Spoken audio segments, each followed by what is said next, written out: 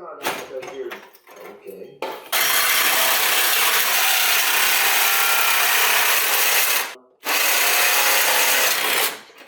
And hole dozer. First time I used this hole saw, it's like butter, just goes right through. Yeah, and I've always used like the Harbor Freight hole saws, and comparatively, the other ones are junk. This thing went through so nice and left a nice clean hole.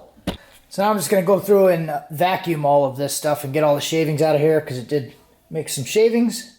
Then we'll put the turbos on, we can start eyeballing some pipes.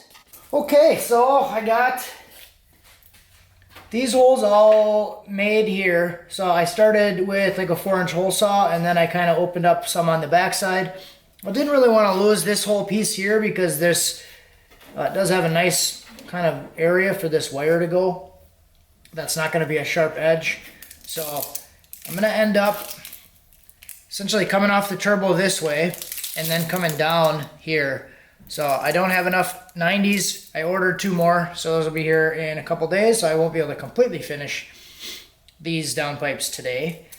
But I have thought about pie cutting to get that final bend going out the bumper, but I just ordered some other ones.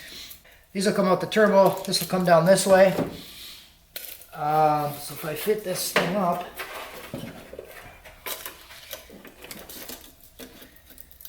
it's going to come out something like this. And then this other one, you won't be able to see it. Just kind of mock it up. So I'll go ahead and eyeball this, get it tacked together, and test fit it. One of the reasons I wanted to open this up too is the 4-inch hole that I had wouldn't have been big enough to let this flange come through here, because it does have the 4-bolt flange. And I want to be able to like twist this thing and be able to get this out this way, instead of having to like unbolt the turbo and then take it out through the top or something weird. So we'll do that. I'm probably going to build both sides together. I'll start by kind of tacking them all together. All right, so I got the downpipes started out. Passenger side, you can get a little bit of a better idea of how it's going to look coming out. There's the bottom side here. It's got elbow coming through, a little extension piece, and then elbow back down. And that's kind of where I stopped. So I don't have the elbows to finish the bottom, and I've been kind of like staring at this thing, figuring out what I want to do with that. I don't have the pieces to finish it, and I've been eyeballing kind of what I want to do with the bumper to make it come out the bottom of the bumper. I talked with the owner about doing a hole in the bumper and like a bumper exit, but the bottom section of the bumper and the valance down there is already cut, already modified, so we're just going to use that section that's already cut and have them come out the bottom just like when it came in, instead of cutting new holes. So for the downpipes, I'm kind of just like mentally stuck right now, so I'm moving on to the intercooler piping. So mentally stuck, I mean like I've been standing out here staring at this thing for probably close to 2 hours, planning, trying to think what I want to do. I fitted the bumper. That's really the only progress I made in like 2 hours. So I'm just moving on to something that I know I can make some progress on and actually finish tonight. I did throw some 180 pieces on there, one on each side. They look pretty decent there. We do have to modify these a little bit. So the 180 doesn't go back far enough to clear where the radiator and the brake lines and stuff are. And this does stick out a little bit too far. So what I'm going to do is I'm going to cut probably 2 to 3 inches off of the pipe right here. And then I'll split the 180 right down the middle. And then I'll take that 2 to 3 inch section that I cut out, and I'm going to weld it back into here with this angled upward. So that'll come out 90. I'll bend that piece up so it'll come up this way, and then I'll be able to use another 45. That pretty much goes right into the turbo inlet. Will be pretty straightforward to do the same thing on this side. So let's get started on that. I do have a bead roller for this piping, so I'm not concerned about having to cut this, and then I'll be able to just throw a new bead on it. So in my brain it works, and let's just do it. All right, so first thing I'm gonna do is push the pipe in all the way. Just make sure it's seated against the intercooler. I'm gonna measure about how much I actually have until the bend right here, because this section is going to hit the radius if I go too far with it. So I don't want to do that. So I think I can probably get about 2 inches out of it, and then maybe pull this out like a 1/2 inch, something like that. And then what I'm going to do back here is measure the brake lines and I only need about 1 inch to clear the brake lines. So the 2-inch section put back in here should be just fine.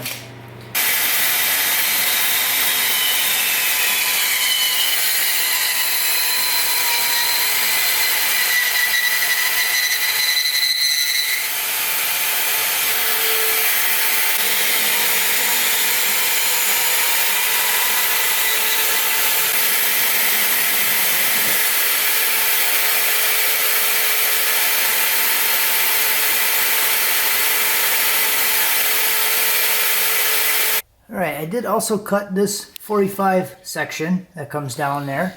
Then you can see that this section lines up where that 45 comes down. I do gotta shorten it up a little bit, and then I'll be able to add that 2-inch section right in there. And that should work out pretty well. Did slice my finger a little bit on that one. I should have been wearing gloves, but my excuse is that I don't want my gloves getting the workpiece dirty, but bad excuse. Alright, got this section kind of mocked up. A couple pieces taped in, one section welded so far.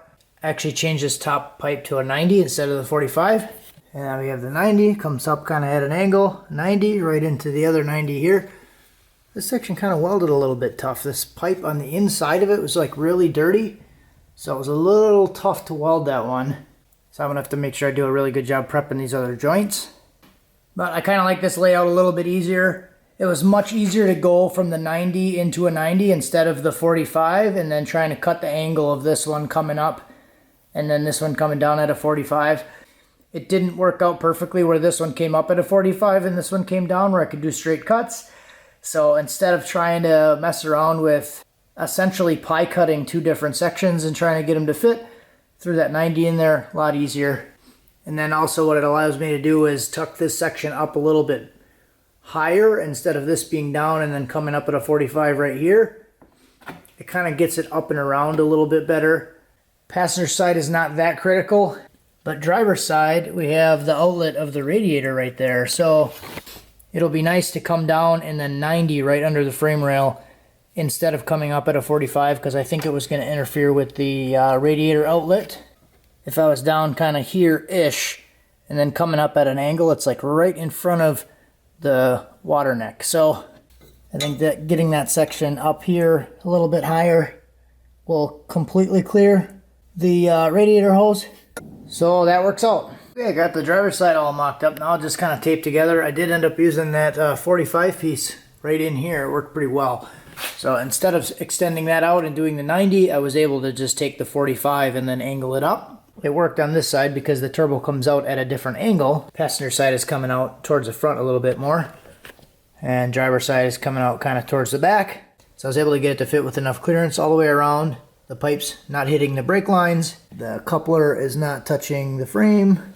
Clear on the brake lines in the front, and it's well above the water outlet on the radiator. Next thing I'll do is make sure that they are actually fit up well and didn't separate from the tape at all, and then I can mark the pipes and tack them together and fully weld them up. Alright, so I got this little bead roller set up. This is a little Amazon bead roller. I think it's like $115.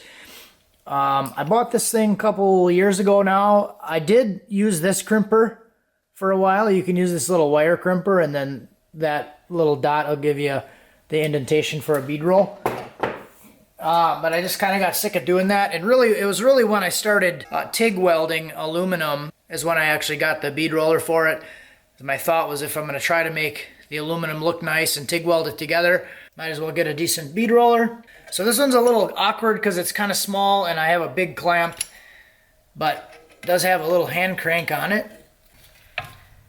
And then what I like to do is just kind of watch it on the infeed side here, and then make sure that it's kind of going in straight. And I suppose now that I'm trying to make a video, it's gonna give me hell.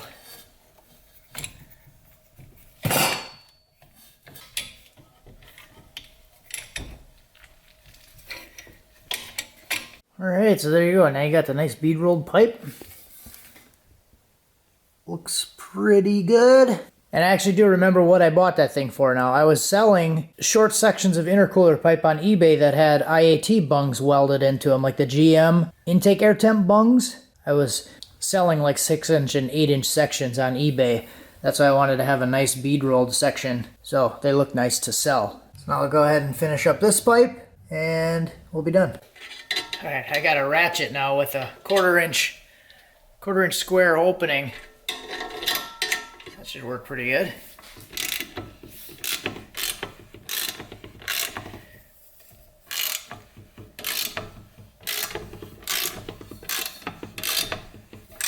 I'll just make this bead here, and then I'll tighten it up a little bit, and we'll make another pass.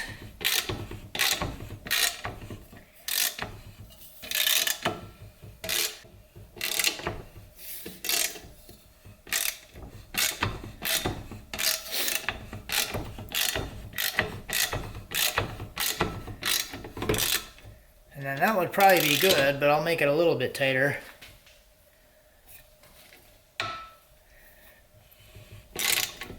See, I think that first one I did was so hard to turn because I made it all the way tight on the first pass.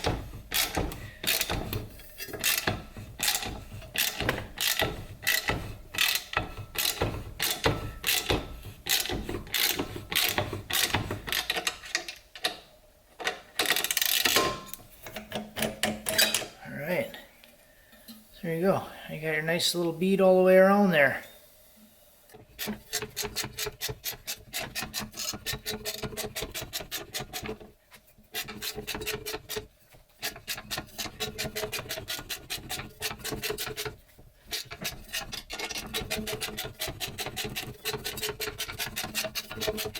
All right, brothers and mothers, these are the pipes. We'll throw them on the car and see what they look like.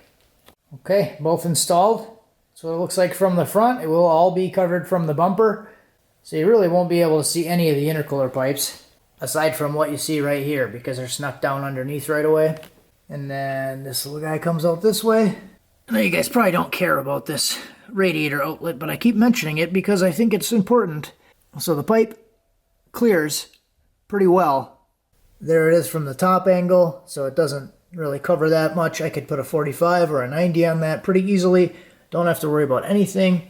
The inlet to the water pump is right there, so I could probably almost get a nice straight shot.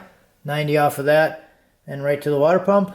Because if you remember how it came in, it was, that pipe was all kind of like, it came up and then it came down to go underneath a different pipe, then it was up and it had like 5 different pieces holding it all together. So this will be nice to just go one straight run. The drains, turbo drains, might get a little bit tricky because we pretty much got to come straight down this way. The wastegates are there. Got to get around that. But we'll figure something out. That's why we're here. So don't really know what that looks like yet, but we'll get there. The turbos are out plenty high that you could do a longer run and still be able to slope it downward.